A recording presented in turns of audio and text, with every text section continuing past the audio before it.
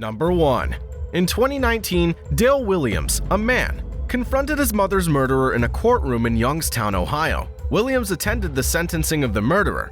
He leaped over a table and proceeded to strike and kick the murderer.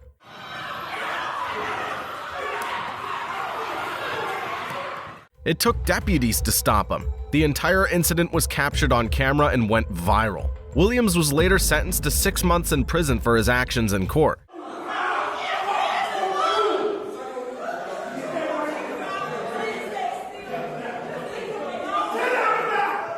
The episode demonstrated how intense feelings may cause people to act erratically, even in settings like courts where people are expected to behave appropriately. Number 2.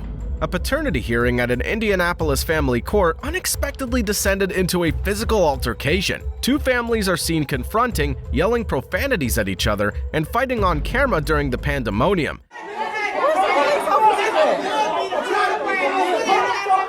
A man lunges in, tossing a computer display into the melee and hitting one of the participants as one woman lunges at the other. One more person throws a chair into the fray. No! He took the computer! Damn! Oh my God! As more people join in, the situation gets more intense as people start striking a person who's crouching on the ground. Remarkably, no sheriff of the court seen trying to break up the fight. 2 family members have been taken into custody by the Marion County Sheriff's Office, and at least 2 more may face criminal charges in the near future. Number 3. The battle between a judge and a lawyer, both women, occurred in India. 2 tackled each other to the ground, yanking hair and smashing a wall and glass, witnesses said.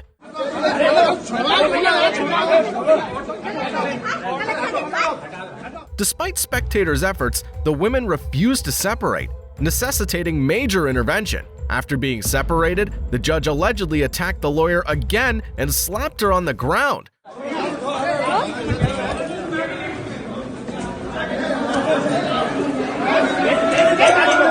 Officers stopped the fight, underlining its severity and surprise. Number 4. During a dramatic courtroom scene, the family of a murder victim launched a physical attack on the defendant. The attack took place in front of a judge and jury.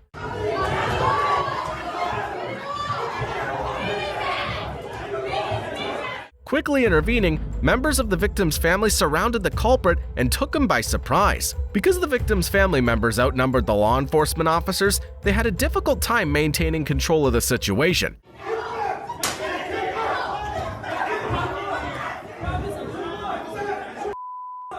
At some point, law enforcement personnel were successful in separating the persons involved, thereby containing the suspect and assuring the safety of everyone concerned. Number 5. On July 13, 2011, Melissa Harvick from Wayne County, Kentucky, tried to hit a judge, Jennifer Upchurch Edwards, while her ex-husband was being questioned about domestic abuse. Judge Edwards gave Harvick a contempt order and a 10-day jail sentence for repeatedly getting in the way of the court procedures. Haven't done anything to him. She'll be arrested for 10 days for contempt of court. Harvick got so angry that she jumped over the bench and went after Judge Edwards. 3 officers had to restrain her and take her out of the courtroom. Go now. This shows how strong emotions and mood swings can be in cases of domestic abuse and how important it is to keep the courtroom calm and respectful. Number 6. In 2016, Michael Madison was being sentenced for killing 3 women in East Cleveland and throwing their bodies away in trash bags. During the hearing, Van Terry, the father of one of the victims, Sherelda Terry, attacked Madison in court.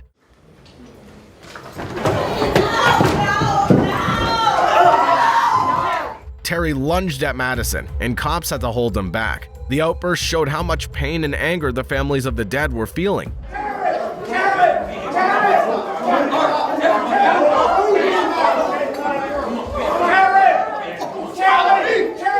Later, Terry said that he'd been waiting for the chance to talk to the person who killed his daughter and that he felt bad that he couldn't reach him. Number 7.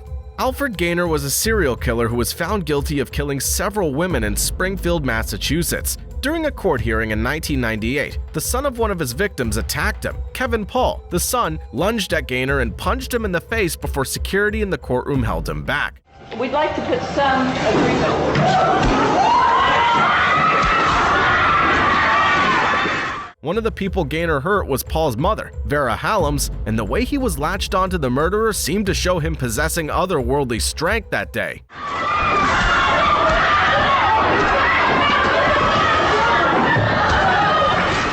Number 8.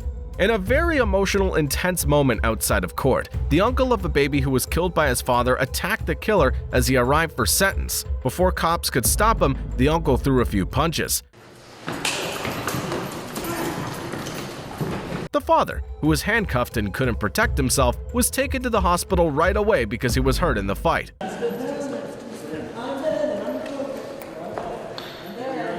This event shows the deep pain and anger that families feel after tragedies like this, showing how strong feelings can get out of control in these situations.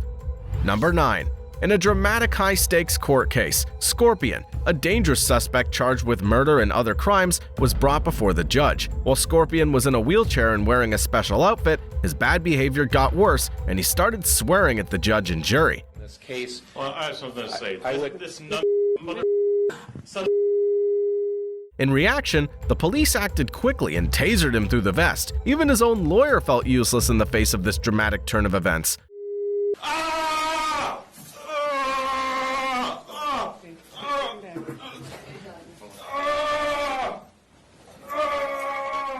This event shows how hard it is for law enforcement and the court system to deal with dangerous people during court hearings. It also shows how important it is to have strict security measures in these situations. Number 10. Tensions were high in this courtroom scene as Alex Jones, who is known for making controversial claims and spreading conspiracy theories, talked to the parents of the Sandy Hook victims. Jones tried to make peace at first, but later became defensive and hostile. Somebody at that picture, so I apologize. I told you last week, I've been saying it's not true. Yeah. I apologize today. Blaming the parents of being naive and making himself out to be a hero. Because his behavior was getting worse, the police stepped in and told him to calm down. That's what you're trying to do, shut my mouth. You'll never succeed. Let it go. My son's autistic. See that? Not in that book. The scene brought out the deep feelings and complicated issues that come up after tragedies, as well as the important part of people like Jones, whose actions and words can have a big effect on those who are affected.